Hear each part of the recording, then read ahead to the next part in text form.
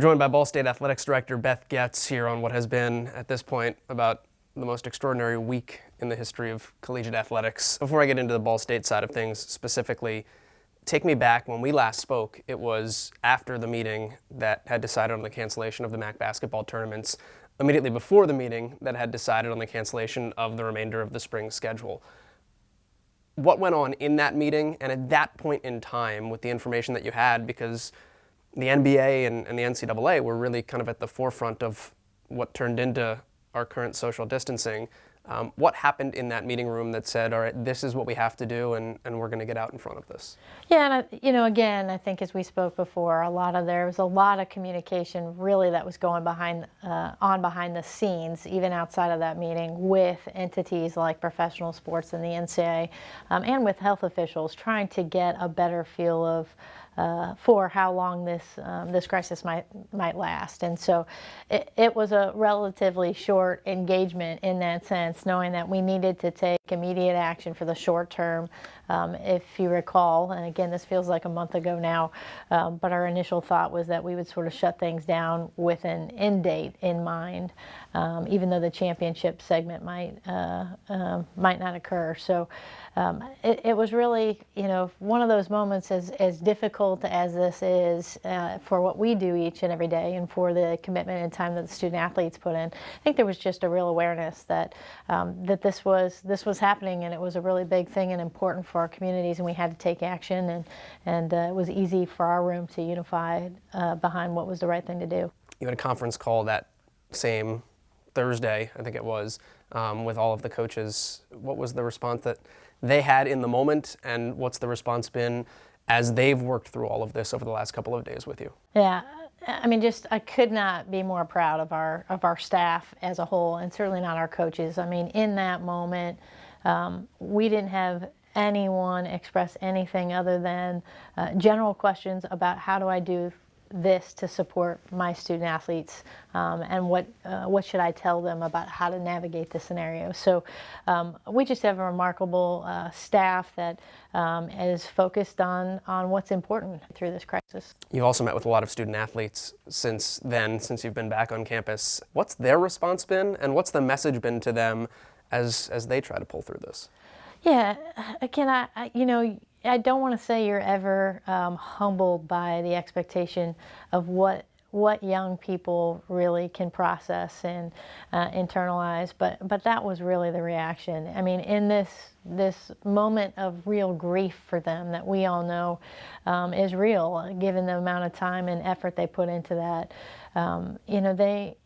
they knew to an individual in those conversations that this was the right decision, and that didn't negate the pain that they felt, or the loss they felt from having this opportunity, in particular our seniors.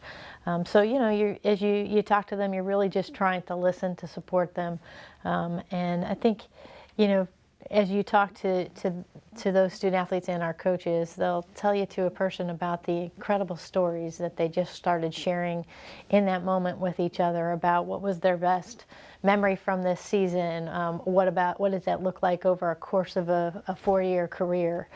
And so this, they took what was a really challenging time and created this special moment that had this, just an appreciation for what this experience has continued to mean for them. What's it been like for you, not only because you're the athletic director here, but you're also a former student athlete? So you've been in those shoes and can empathize exactly with what it's like to have that jersey taken off for the last time. What clicked in as far as your memories of being in their spot? Yeah, I think I can honestly say, and probably the folks that went through that with me back like a few decades ago now, I'm not sure you ever get over that moment. It's becomes such a part of your identity, and so you're really just taking all that energy and time and your dreams and focus and trying to figure out how to take that and use it for something different in your life. And so it stays with you for a long time. And to some extent, that's some of the message that we've heard and questions we've been asked by our athletes, like, this will feel better down the road. And I don't think it's about not remembering what it feels like to walk off for the field for the last time, whether it's in this scenario or just in the loss at a championship game. I think it's about having the opportunity to love something so much that it's hard to say goodbye. And I think that's, again, this moment we've now had an opportunity to really verbalize with each other in our community here at Ball State and just across the athletic landscape. You're not the only former student athlete, though, that this university has making some of these decisions, Right. because President Mearns is also a former student athlete. How has he been in this process? Obviously, he's got a ton of balls in the air, but the athletic department is one of them, and you guys have been in a lot of constant communication. How has this particular sect of the university and handling that been like with him because of his perspective? Right. We can't say enough about how impactful it is to have his leadership and knowing his experience as an elite athlete, as a Division I college athlete. He was a cross country student at Yale.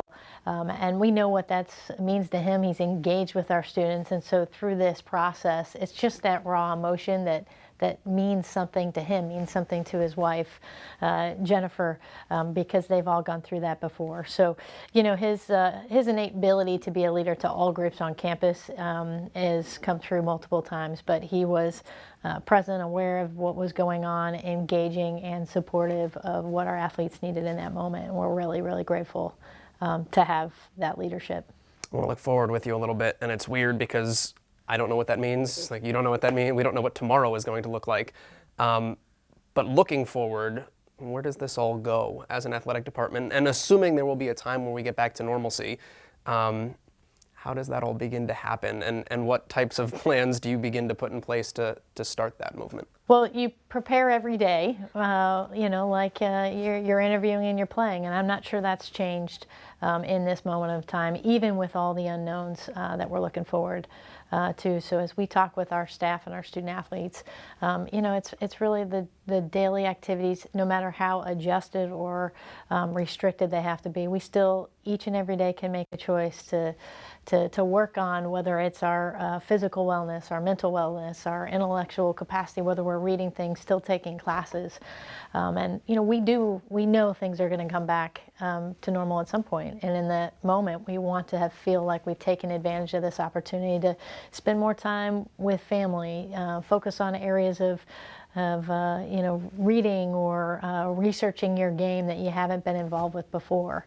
You're going to have an opportunity to showcase what that meant. And so when you and I talked the last time, and it in a moment can sound like empty words, but our job as educators is to support these growth opportunities and to teach them how to be resilient in the face of challenge. And while we all wish this wasn't the case, we're going to take advantage of it and model for them how to use this time to better their opportunities moving forward. We talked about you having the chance to speak with coaches and student athletes. There is a much larger base, though, at Ball State of alums, of fans, of supporters. Message to them in this time, as maybe they lose a little bit of something that they loved having a part of and that helped them get through the daily. What do you say to the people out there that have supported these student athletes all along? Thank you. And we continue to thank you for all you've done for our student athletes. And you're part of the Cardinal family, and that's not for the 2 hours that you show up to support them during a game, and it's not just in the small period of time where you may participate in one of our events.